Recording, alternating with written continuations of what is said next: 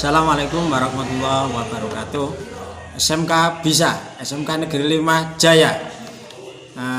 Terima kasih pada kesempatan ini saya memperkenalkan diri. Nama saya Rofik Isnadi.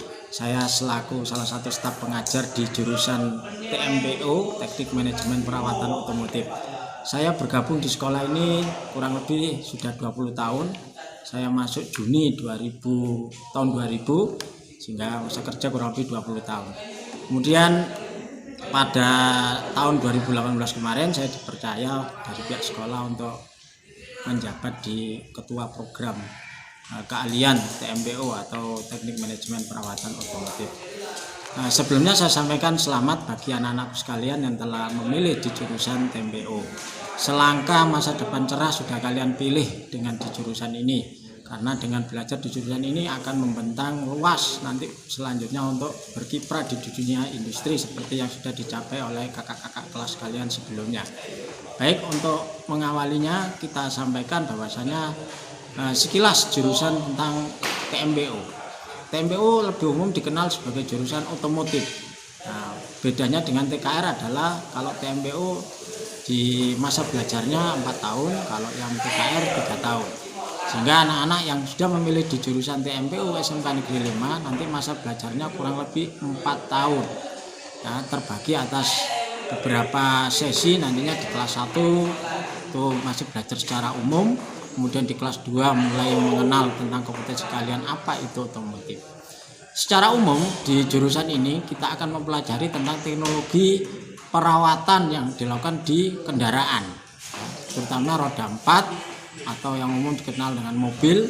Nanti terbagi secara umum ada 3 bagian di suatu mobil itu, ada mesinnya, kemudian ada listriknya, ada sasisnya atau penggeraknya. Mengacu dengan perkembangan teknologi yang saat ini yang sudah sangat cepat berkembang, oleh karena itu saya harapkan anak tetap aktif menimba ilmu dari berbagai sumber, karena apa yang ada di sekolah ini tentunya sangatlah jauh dengan apa yang ada di dunia industri saat ini. Tetapi walaupun demikian, dasar-dasar akan kami berikan semuanya di sini terkait mempelajari teknologi yang ada di sebuah mobil. Karena mobil bagaimanapun tetap basicnya kita mempelajari secara umum ada 3 hal tadi. Itu sejelas pentingnya kita belajar di otomotif. Kemudian masa belajarnya, pelajaran yang akan kita pelajari di otomotif ini sepertinya sama dengan yang waktu kalian di SMP. Bedanya di sini ada 2 mata pelajaran, yaitu dasar program keahlian yang isinya ada 3 mapel yang nantinya kalian pelajari di kelas 1, yaitu gambar teknik, teknologi dasar otomotif, dan pekerjaan dasar otomotif. Baru nanti kalau di kelas 2 kalian nanti akan mempelajari tentang kompetensi keahlian yang akan terbagi 5 mapel, yaitu perawatan mesin, perawatan listrik, perawatan sasis, kemudian ada manajemen bengkel, dan ada kewirausahaan.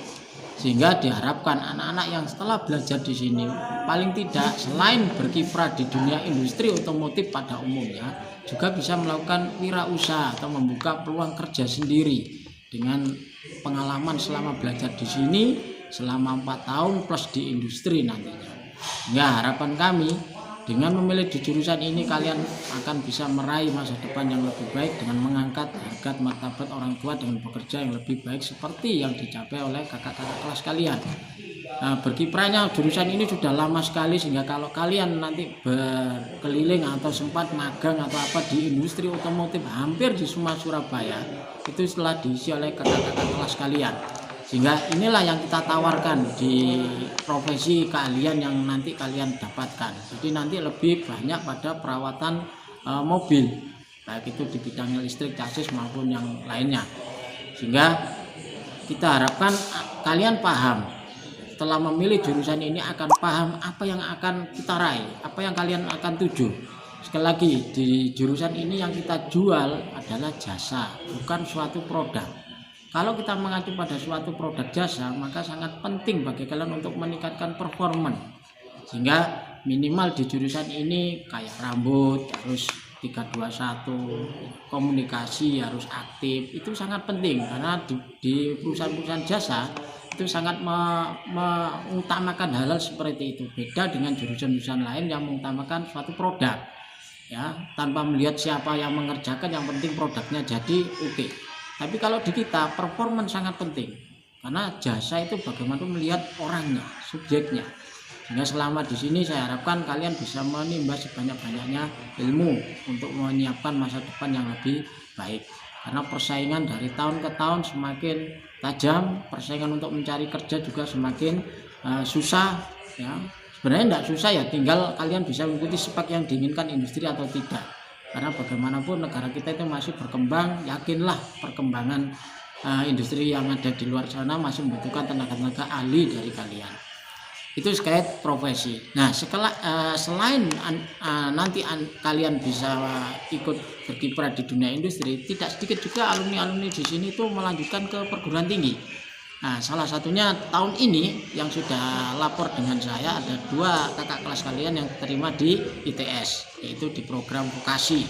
Sehingga kalau kalian dari awal sudah mencanangkan, saya tidak hanya untuk lulus SMK ini bekerja, tapi juga nantinya kepingin untuk melanjutkan, maka sebaiknya dari awal niatan itu dipupuk dengan belajar yang lebih baik, nilai-nilai yang terakumulasi juga harus baik. Karena seleksi perguruan tinggi saat ini juga berbagai macam cara masuk ya, bisa dari jalur yang berbagai macam. Nah, salah satu persyaratannya adalah nilai yang harus dicapai tiap mapel itu harus baik.